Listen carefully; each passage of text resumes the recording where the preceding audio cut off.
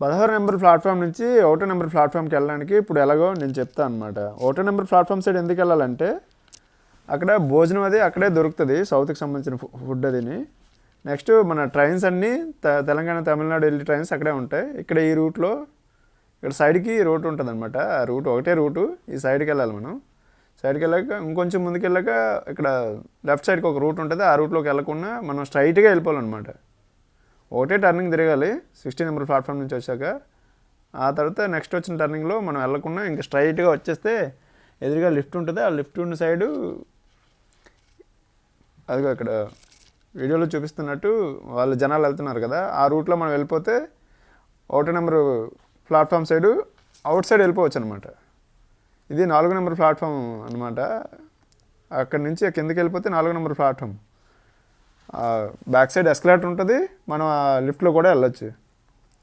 ఇది బయటికి 1 నెంబర్ ప్లాట్ఫామ్కి వెళ్ళివే, ఆ ఎస్కలేటర్ ఏమో అవుట్ సైడ్కి వెళ్ళిపోయేవే. ఈ స్టెప్స్ కూడా అవుట్ సైడ్కి వెళ్ళిదే, ఈ స్టెప్స్ అవుట్ సైడ్కి వెళ్ళివే అనమాట.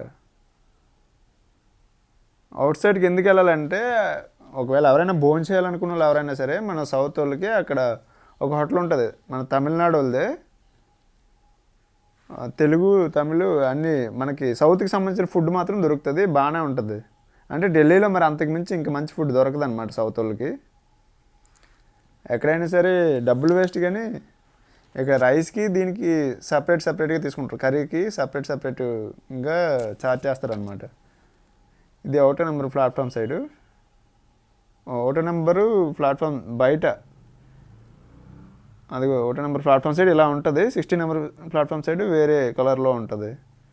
అది చాలా పెద్దగా ఉంటుంది, ఇది కొంచెం చిన్నగా ఉంటుంది. ఇక్కడ చూస్తే తెలుస్తుంది. దీనికి ఆపోజిట్లో అక్కడ టూరిస్ట్ పోలీస్ బూత్ ఉంటుంది అనమాట. అంటే టూరిస్టులకు ఎవరికైనా ఏదైనా అయితే అక్కడ పోలీసులు ఎప్పుడు 24 అవర్స్ అవైలబుల్గా ఉంటారు.